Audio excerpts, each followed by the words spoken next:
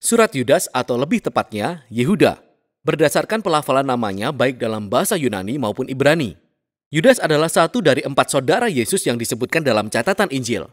Tidak satu pun dari saudara Yesus yang mengikutinya sebagai Mesias sebelum kematiannya. Tetapi setelah mereka melihat dia bangkit dari maut, mereka kemudian menjadi muridnya. Semua saudara Yesus ini akhirnya menjadi pemimpin dalam komunitas Kristen Yahudi yang pertama. Dan Yudas dikenal sebagai guru dan misionaris yang berkeliling. Sehingga hal ini memberikan kita latar belakang untuk memahami tujuan dari surat ini.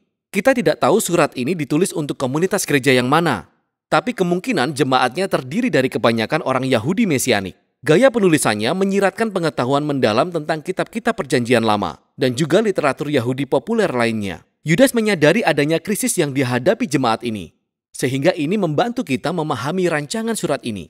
Suratnya dimulai dengan sebuah nasihat pembukaan, diikuti dengan peringatan panjang dan tuduhan terhadap guru-guru palsu yang telah mempengaruhi jemaat ini. Lalu Yudas menutupnya dengan melengkapi nasihat tentang apa yang seharusnya dilakukan jemaat ini. Yudas memulainya dengan menasihati jemaat ini untuk memperjuangkan iman Kristen yang sejati. Dia mengatakan rencananya adalah untuk menulis sebuah karya panjang tentang keselamatan kita bersama melalui Mesias. Tapi penulisan itu katanya tertunda saat dia mendengar kabar mendesak tentang jemaat ini, sehingga dia menulis surat yang sangat pendek ini namun penuh kebijaksanaan. Yudas tidak memulainya dengan bagaimana mereka harus memperjuangkan iman mereka. Sebaliknya, pertama-tama dia menjelaskan alasannya, yaitu karena guru-guru palsu telah menyusup ke dalam jemaat ini. Dan yang dia tekankan bukanlah pengajaran mereka, melainkan cara hidup mereka. Kompromi moral merekalah yang menandakan bahwa mereka memiliki teologi sesat. Pertama-tama, mereka telah memutarbalikkan kasih karunia Allah sebagai kebebasan untuk berbuat dosa. Mereka berpikir bahwa mereka telah diampuni dan memiliki roh Allah, sehingga sekarang mereka dapat melakukan apapun yang mereka inginkan, terutama jika menyangkut uang dan seks. Maka Yudas mengatakan bahwa mereka mengkhianati Yesus dengan menolak otoritas dan pengajarannya. Dan Yudas ingin jemaat ini tahu bahwa munculnya para guru ini tidaklah mengherankan. Dia beralih ke peringatan yang lebih panjang agar menjauhi para guru palsu ini. Pertama-tama dia memberikan 2 kelompok contoh yang masing-masing terdiri dari 3 kisah perjanjian lama. 3 contoh pertama adalah tentang orang-orang pemberontak yang pada masa lalu menerima keadilan ilahi. Jadi orang Israel yang memberontak terhadap Allah di padang gurun mendapatkan apa yang mereka inginkan dan mereka mati di tempat yang tidak dikenal. Kemudian Yudas mengangkat kisah tentang para malaikat yang ditawan karena pemberontakannya hingga mereka menghadapi keadilan Allah. Dia merujuk pada penafsiran kisah di Kejadian 6 yang ditulis dalam sebuah tulisan Yahudi yang terkenal, 1 Henokh, di mana anak-anak Allah ditafsirkan sebagai para malaikat yang memberontak terhadap Allah, kemudian bersetubuh dengan para wanita, dan lalu diadili. Yudas menghubungkan kisah ini dengan contohnya yang ketiga, tentang pemusnahan Sodom dan Gomora dalam kitab Kejadian, di mana para pria kejam mencoba berhubungan seks dengan para malaikat. Kedua kisah ini adalah tentang pemberontakan terhadap perintah Allah yang menyebabkan imoralitas seksual, dan itulah tepatnya kesalahan guru-guru palsu ini. Setelah ini, Yudas mengangkat contoh tambahan dari sebuah teks Yahudi populer yang disebut Perjanjian Musa. Seperti Henokh, teks ini bukanlah bagian dari kitab Perjanjian Lama, dan ini merupakan penuturan kreatif tentang hari-hari dan kata-kata terakhir Musa berdasarkan kitab Ulangan. Pada bagian yang dikutip Yudas, Musa telah meninggal dan di sana terdapat malaikat baik, Mikael, yang menolak tuduhan iblis terhadap Musa. Tetapi Mikael memutuskan untuk memberikan penghakiman terakhir hanya kepada Allah. Nah, bagi kita, mungkin kisah-kisah ini terdengar aneh, tetapi bagi orang-orang Yahudi yang dibesarkan dengan literatur ini, peringatan Yudas sangatlah masuk akal. Perilaku guru-guru palsu ini memiliki akar kuno. Pemberontakan terhadap otoritas Allah, imoralitas seksual, menolak utusan Allah, dan ini berhubungan dengan 3 contoh berikutnya. Ketiganya mengenai pemberontak-pemberontak yang kemudian merusak orang lain.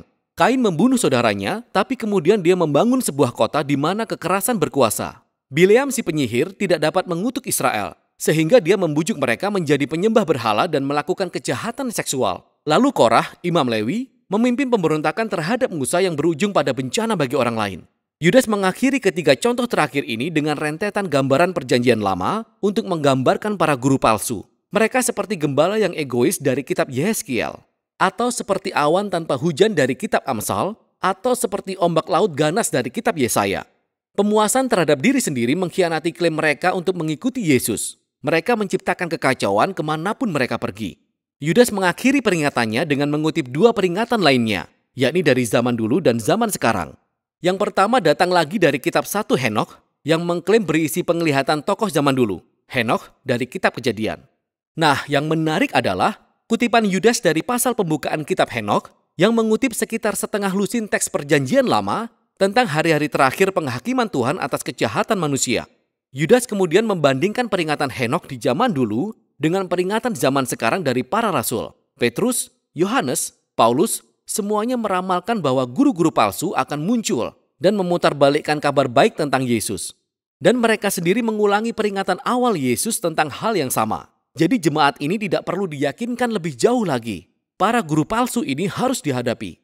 Jadi Yudas kemudian beralih kepada nasihat penutupnya. Dia mengambil kalimat pembuka tentang memperjuangkan iman dan dia menunjukkan cara melakukan hal itu dengan sekumpulan metafora keren. Dia menggambarkan komunitas Yesus sebagai bait Allah yang baru. Sehingga mereka harus membangun hidup mereka berdasarkan iman yang paling suci yang merujuk kepada inti pesan kabar baik tentang kehidupan, kematian, dan kebangkitan Yesus bagi dosa-dosa kita. Atas dasar itu, jemaat harus membangun dirinya dengan tekun berdoa, dengan mengabdikan dirinya kepada kasih Allah melalui ketaatan. Dan keutuhan bangunan ini akan dipertahankan dengan terus berjaga-jaga untuk kedatangan Yesus yang membawa keadilan dan kemurahannya. Dan dengan melakukan hal ini, mereka akan membantu satu sama lain untuk tetap setia kepada Yesus. Yudas lalu mengakhirinya dengan memuji Allah yang akan melindungi umatnya dan menjaga mereka agar tidak jatuh terlalu jauh dari kasih karunia-Nya. Surat Yudas yang pendek ini penuh kuasa dan membingungkan bagi banyak pembaca masa kini, yang bertanya-tanya mengapa dia mengutip teks yang saat ini tidak diperhitungkan sebagai bagian Alkitab Ibrani, seperti 1 Henokh dan Perjanjian Musa. Penting untuk diingat bahwa budaya Yahudi di zaman ini terbenam dalam teks-teks keagamaan.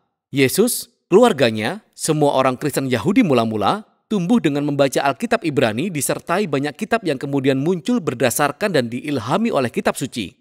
Dan kita tahu bahwa dahulu telah terjadi perdebatan tentang apakah kitab-kitab yang muncul belakangan ini dipandang sebagai kitab suci atau tidak. Tapi apapun itu, semua itu tetaplah penting. Sebuah kitab tidak harus ada di Alkitab untuk menyatakan sebuah pesan penting kepada umat Allah. Itulah mengapa kita memiliki banyak teks Yahudi dari masa ini. Sekarang semuanya dikenal sebagai kumpulan apokrifa, juga disebut deuterokanon, bersama dengan pseudepigrafa. Semuanya ini dipertahankan dan dibaca dalam komunitas Yahudi dan Kristen dan sangat dihargai. Tidak berarti bahwa kitab-kitab ini pada awalnya dirancang sebagai bagian dari kitab suci Ibrani, tetapi semuanya adalah bagian dari tradisi Alkitabiah. Jadi Yudas, karena mengetahui pembacanya akan menghargai perkataan Henokh, dia menggunakannya untuk menyampaikan pesannya, yaitu kasih karunia Allah melalui Yesus menuntut respon kehidupan yang menyeluruh bukan hanya persetujuan intelektual. Perhatikan bahwa Yudas tidak mengkritik atau berfokus kepada teologi para guru palsu, melainkan cara hidup immoral mereka yang menolak Yesus. Dan di sini Yudas menerapkan hal yang pertama-tama diajarkan kepada murid-muridnya. Jika kalian benar-benar mengasihi aku, maka kalian akan menaati perintahku. Bagi orang Kristen, bagaimana kita hidup adalah indikator yang paling dapat dipercaya, yang menggambarkan apa yang sebenarnya kita yakini. Dan itulah isi surat Yudas.